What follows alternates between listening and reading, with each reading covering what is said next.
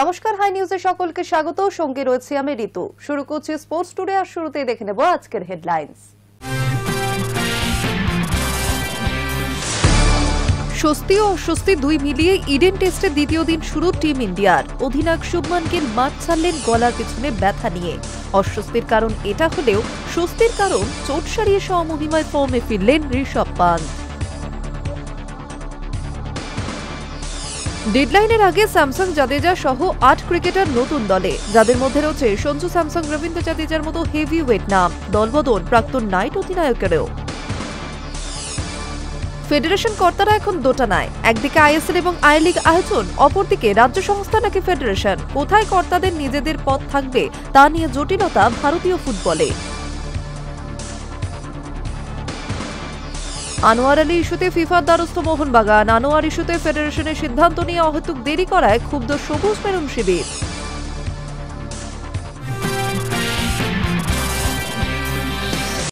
স্বস্তি ও অস্বস্তি দুই মিলিয়ে ইডেন টেস্টের দ্বিতীয় দিন শুরু টিম ইন্ডিয়ার। অধিনায়ক শুভমান গিল মাঠ ছাড়লেন গলার পিছনে ব্যথা নিয়ে। অস্বস্তির কারণ এটা হলেও স্বস্তির কারণ হলো চোট সারিয়ে স্বমহিমায় ফর্মে ফিরলেন ঋষভ পান্ত। দ্বিতীয় দিনের শুরুটা ধৈর্য করেই করেছিলেন আগের দিনের দুই অপরাজিত ব্যাটার ওয়াশিংটন সুন্দর ও KL রাহুল। কিন্তু প্রোটিয়া পেসারদের প্রাথমিক দাপট সামলে ঠিক যখন মনে হচ্ছিল বড় পার্টনারশিপ করবেন তারা, তখনই হারবারের মারণ ঘূর্ণির শিকার হলেন সুন্দর। প্রথমবার ৩ নম্বরে ব্যাট করতে এসে ৮২ বলে ২৯ করলেন ওই অলরাউন্ডার। ইডেনের ঘূর্ণি পিচে যা একেবারে ফেলনা নয়। তবে ভারত বড় ধাক্কাটি খেল সুন্দর প্যাভিলিয়নে ফেরার পর। ভালো ফর্মে থাকা অধিনায়ক শুভমান গিল নেমে মোটে ৩ বল খেলেই চোট নিয়ে মাঠ ছাড়লেন। গিলকে ঝকঝকে দেখাচ্ছিল। ৩ বলের মধ্যে একটি ভালো বাউন্ডারিও মারেন, কিন্তু তারপরই ঘাড়ের কাছে ব্যথা অনুভব করেন ভারতীয় অধিনায়ক। শেষমেশ ওই ব্যথা নিয়েই মাঠ ছাড়তে হয় তাকে। খবর নিয়ে জানা গেল সকাল থেকেই ঘাড়ে ব্যথা অনুভব করছিলেন তিনি। ফিজিওরা সেটা ঠিক করার চেষ্টাও করেছিলেন, কিন্তু তাতে লাভ হয়নি। তবে টিম ইন্ডিয়ার আশা অধিনায়কের চোট গুরুতর কিছু নয়। গিলের বদলে ব্যাট করতে নেমে সহ অধিনায়ক ঋষভ পান্ত অবশ্য স্বমহিমাতেই খেললেন। তিনি যে দীর্ঘদিন বাদে মাঠে ফিরলেন সেটা বোঝা যায়নি। কেশব মহারাজকে গগনচুম্বী ছক্কা হাঁকিয়ে নতুন রেকর্ডও গড়েছেন তিনি। ভারতীয়দের মধ্যে টেস্টে সবচেয়ে বেশি ছক্কার মালিক এখনো পান্থি। টেস্টে তার ছক্কার সংখ্যা ৯১। আগে এই রেকর্ড ছিল সেহওয়াগের দখলে। তিনি হাঁকিয়েছেন ৯০ ছক্কা। রোহিত শর্মার ছক্কার সংখ্যা ৮৮। তবে বড় ইনিংস পান্ত খেলতে পারেননি। পান্ত আউট হয়েছেন ৩৯ রানে। অন্যদিকে লড়াকু ইনিংসের পর রাহুলকে ফিরিয়েছেন কেশব মহারাজ। মধ্যাহ্নভোজন পর্যন্ত ভারতের স্কোর ৪ উইকেটে ১৩৮। High news network.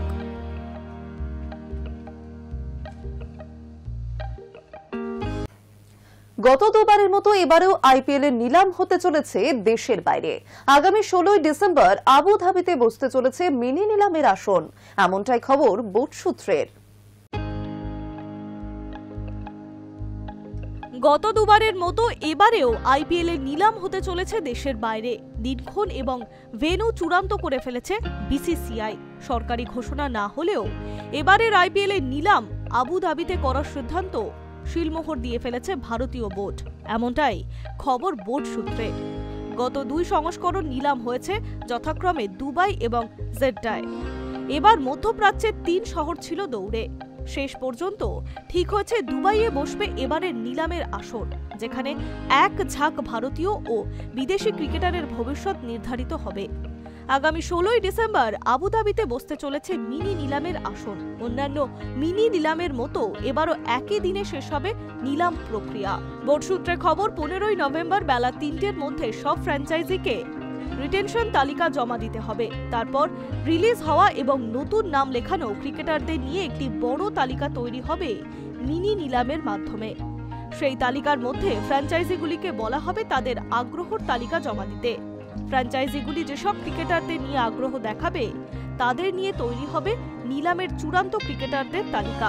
সেই তালিকা থেকে 16ই ডিসেম্বর ক্রিকেটার কিনতে পারবে ফ্র্যাঞ্চাইজিগুলি। কিন্তু কেন আইপিএল এর নিলাম ভিন্ন দেশে? আসলে যে সময় নিলাম হবে সে সময় ভারতের বিভিন্ন অনুষ্ঠান এবং বিয়ের মৌসুম হওয়ার হোটেল বুকিং সংক্রান্ত সমস্যা হয়। মূলত এই বিষয়টি মাথায় রেখেই গত 2 বছর বিদেশে নিলামের আয়োজন করা হচ্ছে। বিশেষ ভিন্ন প্রান্ত থেকে মধ্যপ্রাচ্যের দেশগুলিতে যাতায়াত করাটা সুবিধাজনক। High news network.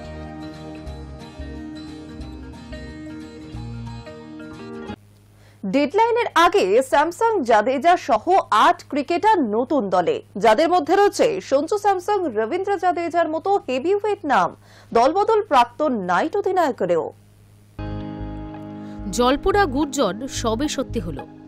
IPL দলবদলের deadline শেষের আগে 8 ক্রিকেটার পেলেন নয়া দল, যাদের মধ্যে রয়েছে সঞ্জু স্যামসন, রবীন্দ্র জাদেজার মতো হেভিওয়েটদের নাম।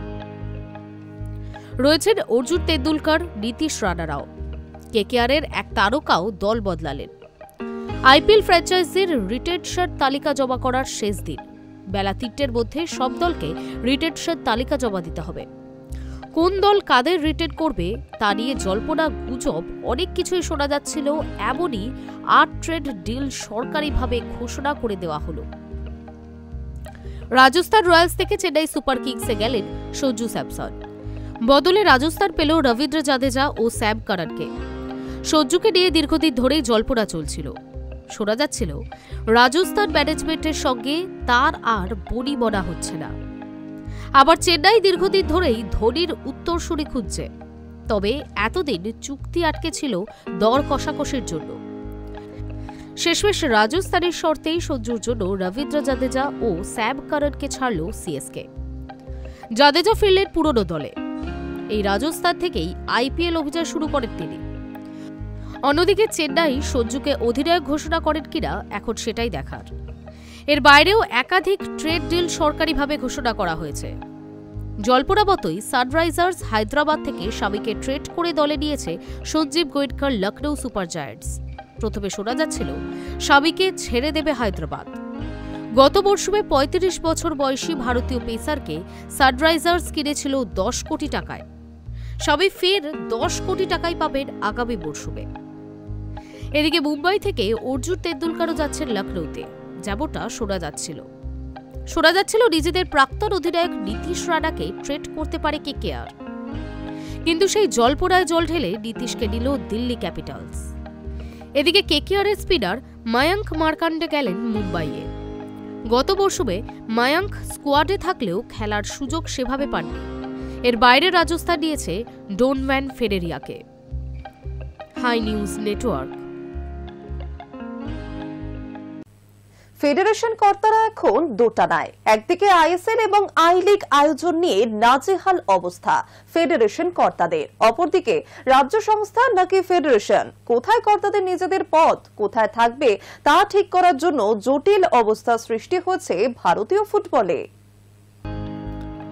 ফেডারেশন কর্তা এখন দোটানায়। একদিকে আইএসএল এবং অন্যদিকে আই লিগ আয়োজন নিয়ে নাজেহাল অবস্থা ফেডারেশন কর্তাদের, অপরদিকে রাজ্য সংস্থা নাকি ফেডারেশন, কোথায় কর্তাদের নিজেদের পদ কোথায় থাকবে তা ঠিক করার জন্য জটিল অবস্থা সৃষ্টি হয়েছে ভারতীয় ফুটবলে। 12ই নভেম্বর আইএসএল এর ক্লাবগুলি সিইওদের সঙ্গে ভার্চুয়ালি মিটিং করেন। ফেডারেশনের সভাপতি কল্যাণ চবেও ছিলেন সেখানে। জানতে চায় ইন্ডিয়ান সুপার লিগ নিয়ে ক্লাবগুলির কাছে আলাদা কোনো পরিকল্পনা রয়েছে কিনা। তাতে হায়দ্রাবাদ এফসি গোয়ার মতো কিছু ক্লাবের প্রতিনিধিরা জানান, ফেডারেশন যদি নিজের থেকেই লিগ চালাতে উদ্যোগী হয় তাহলে সম্প্রচারের খরচ বাবদ 15 থেকে 20 কোটি টাকা নিজেরাই তুলে দেবেন। ফেডারেশনের সভাপতি অবশ্য জানান পুরো ব্যাপারটাই এখন আদালতের বিচারাধীন, ফলে তিনি সবকিছু সিদ্ধান্ত একা নিতে পারবেন না। আইএসএল এর ক্লাবগুলির সিইওরা এই ভার্চুয়ালি মিটিংয়ে থাকলেও ছিলেন না মোহনবাগান ও ইস্টবেঙ্গলের কোনো প্রতিনিধি। বৃহস্পতিবার আইএসএল ক্লাবগুলি নিজেদের মধ্যে ভার্চুয়ালি মিটিং করেন। সেই মিটিংয়ে ইস্টবেঙ্গল ক্লাবের সিইও উপস্থিত ছিলেন না মোহনবাগানের কোনো প্রতিনিধি। ক্লাবগুলি মিটিংয়ে মূলত অগ্রণী ভূমিকা নেন হায়দ্রাবাদ এবং নর্থ ইস্টের প্রতিনিধিরা। আলোচনা হয় ক্লাবগুলি আলাদা করে সুপ্রিম কোর্টে বর্তমান পরিস্থিতি জানিয়ে দেশে ফুটবল চালু করার জন্য কোনো আবেদন করবে কিনা। তখন ঠিক হয়নি, এখনই আবেদন না করে বরং পরিস্থিতির দিকে তাকিয়ে আইনজীবীদের পরামর্শ নেওয়া হোক। তাতে পরিস্থিতি যেই দিকে যাচ্ছে তাতে ক্লাবগুলোর সাহায্য নিয়ে ফেডারেশন আলাদা করে লিগ করার পরিকল্পনা করছে, কিন্তু সেই লিগ আদৌ আইএসএল এর মানে পৌঁছবে কিনা তা নিয়ে সকলের মনে যথেষ্ট সন্দেহ রয়েছে। সম্প্রচার কারা করবে সেটাও এখনো পর্যন্ত বোঝা যাচ্ছে না। এর মধ্যে বৃহস্পতিবার বিকেলে আইএসএল এর সব ক্লাবের কাছেই ফেডারেশনের ডেপুটি সেক্রেটারি জেনারেল সত্যনারায়ণের চিঠি পৌঁছে যায়, যেখানে ক্লাবগুলিকে আলাদা লিগের পরিকল্পনা জানানোর জন্য 18 নভেম্বর দিল্লির ফুটবল হাউসে মিটিং ডাকা হয়েছে। বলা হয়েছে সেখানে সব ক্লাবের সঙ্গে আলোচনায় বসে আইএসএল বিকল্প লিগ নিয়ে ক্লাবগুলির মতামত নেওয়া হবে। তাতেই মনে হচ্ছে ক্লাবগুলির মতামত পরিষ্কারভাবে জেনে নিয়ে তার পরের দিন 19 নভেম্বর সুপ্রিম কোর্টে সবকিছু জানাবে ফেডারেশন। তারপর সুপ্রিম কোর্টের নির্দেশ মতোই ঠিক হবে ভারতীয় ফুটবলের ভবিষ্যৎ। কিন্তু এর মধ্যেই ফেডারেশন কর্তাদের ভবিষ্যৎ কি তা নিয়ে প্রবল চাঞ্চল্য পড়ে গিয়েছে ফেডারেশন অন্দরে। সুপ্রিম কোর্ট ফেডারেশনের যে সংবিধান তৈরি করেছে তাতে 25.3 এর সি এবং ডিতে বলা হয়েছে যে কোনো ব্যক্তি ফেডারেশনের না হলে রাজ্য সংস্থার যে কোনো একটি পদে থাকতে পারবেন। সুপ্রিম কোর্ট নির্দেশিত এই সংবিধান এখনই প্রয়োগ হলে ফেডারেশন কার্যনির্বাহী কমিটির সদস্যরা সমস্যায় পড়তে পারেন, কারণ বেশিরভাগ সদস্য এক্ষেত্রে ফেডারেশন ছেড়ে রাজ্য সংস্থার সদস্য পদ ধরে রাখতেন। সমস্যা হয়ে যেত ফেডারেশন চালাতে। ফলে আদালতের কাছে ফেডারেশনের তরফে আবেদন করা হয় এই নিয়মটি সেপ্টেম্বরের নতুন কমিটির সময় থেকে চালু করতে। আদালতের এই প্রস্তাব মেনে ফেডারেশন জানায় এফিডেভিট করে প্রস্তাব জমা দিতে, কিন্তু আজ পর্যন্ত ফেডারেশন তা আদালতে জমা দিতে পারেনি। বিভিন্ন রাজ্য সংস্থার কাছে এই ইস্যুতে মতামত জানতে চেয়েছিল ফেডারেশন। বাংলা সহ প্রায় 20টি রাজ্য সংস্থা জানিয়ে দেয় তারা এই নিয়মের বিরুদ্ধে। ফেডারেশনের উচিত আদালতে এই নিয়ম নিয়ে ফের আবেদন করা। ফলে এফিডেভিট জমা দিতে না পেরে 24 নভেম্বর স্পেশাল জেনারেল মিটিং ডাকা হয়েছে ফেডারেশনের তরফে। সেই দিনই ঠিক হবে ভবিষ্যৎ। ফেডারেশনে স্পেশাল জেনারেল মিটিং ডাকতে গেলে কম করে 18 দিনের নোটিশ দিতে হয়, তবে এক্ষেত্রে সময় কম নিয়েছে বলে অভিযোগ উঠছে। High news network.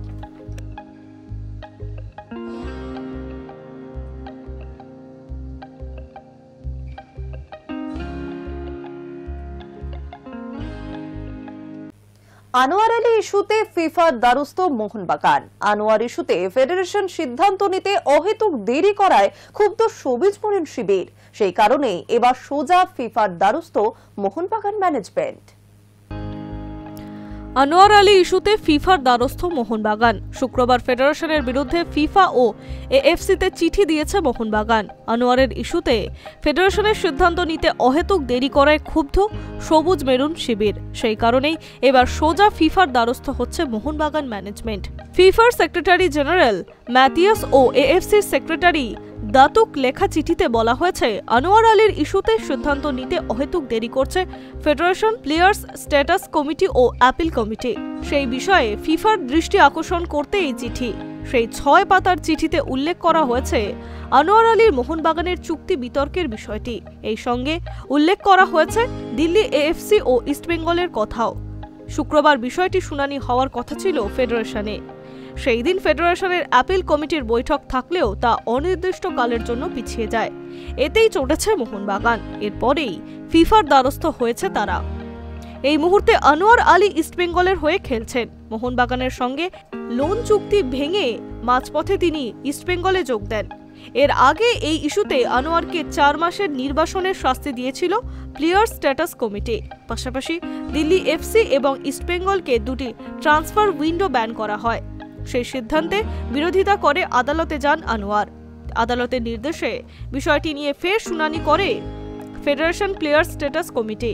তবে সেটার পরবর্তী শুনানিতে কোনো সিদ্ধান্ত হয়নি। শুক্রবার শুনানিও পিছিয়ে গিয়েছে। অন্যদিকে আনোয়ার আলীর দলবদল ইস্যুতে বিরাট পরিমাণ অর্থ ক্ষতিপূরণ হিসেবে চেয়েছে মোহনবাগান। Hi news network.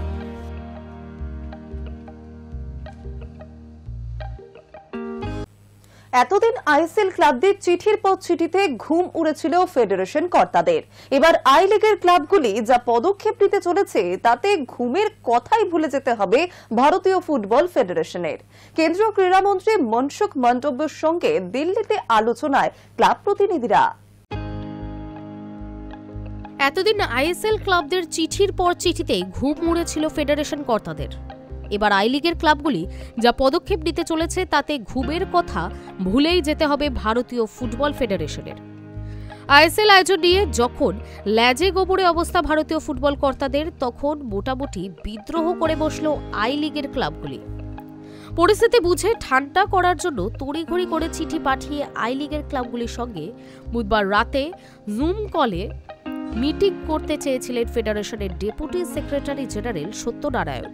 কিন্তু আই লিগের ক্লাবগুলি ফেডারেশনের ওপর এতটাই বিরক্ত যে ফেডারেশনের মিটিংকে বাইপাস করে বৃহস্পতিবার সকালে কেন্দ্রীয় ক্রীড়ামন্ত্রী মনসুখ মান্ডভিয়ার সঙ্গে দিল্লিতে আলোচনায় ক্লাব প্রতিনিধিরা। ঠিক করেছেন কেন্দ্রীয় ক্রীড়ামন্ত্রীকে আই লিগ আয়োজন নিয়ে তাদের সমস্যা তুলে ধরার পর ফেডারেশনের সঙ্গে আলোচনায় বসবেন। কিন্তু আই লিগ ক্লাবগুলি কেন ফেডারেশনকে বাইপাস করে সরাসরি কেন্দ্রীয় ক্রীড়ামন্ত্রীর সঙ্গে আলোচনায় বসতে চাইল? এর উত্তরও এদিন আই লিগের ক্লাবগুলি সরাসরি ফেডারেশনের ডেপুটি সেক্রেটারি জেনারেলকে পাঠিয়েছে। এদিন বিকেলে আই লিগের ক্লাবগুলিকে চিঠি পাঠিয়ে জানানো হয় রাত 8টায় ক্লাবগুলির সঙ্গে জুম মিটিং হবে।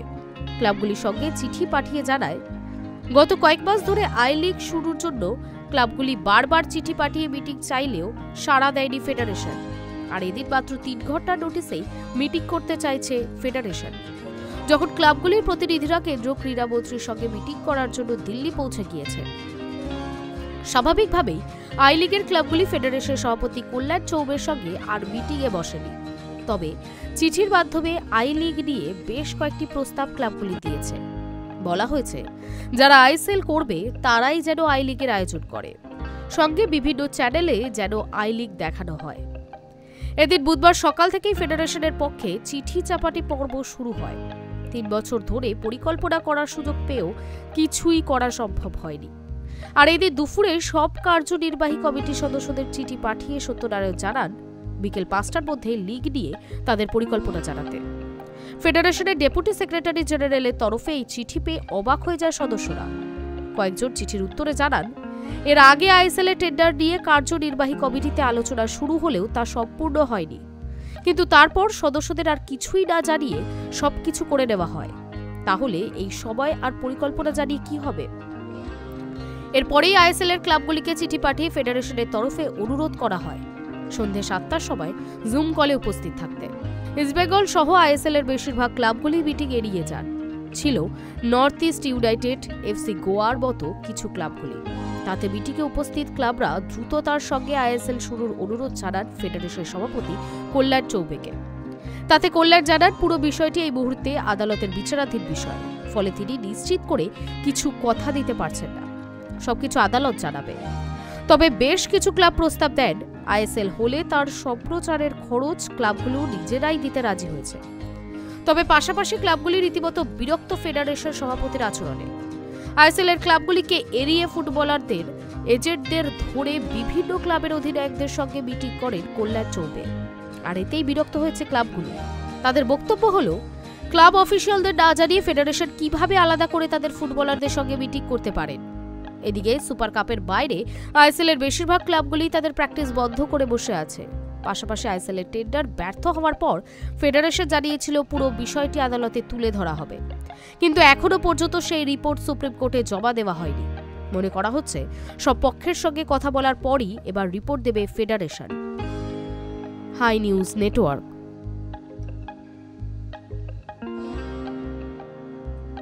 স্পোর্টস টুডে আজ এই পর্যন্তই। আরো অন্যান্য খবরের জন্য নজর রাখুন হাই নিউজে।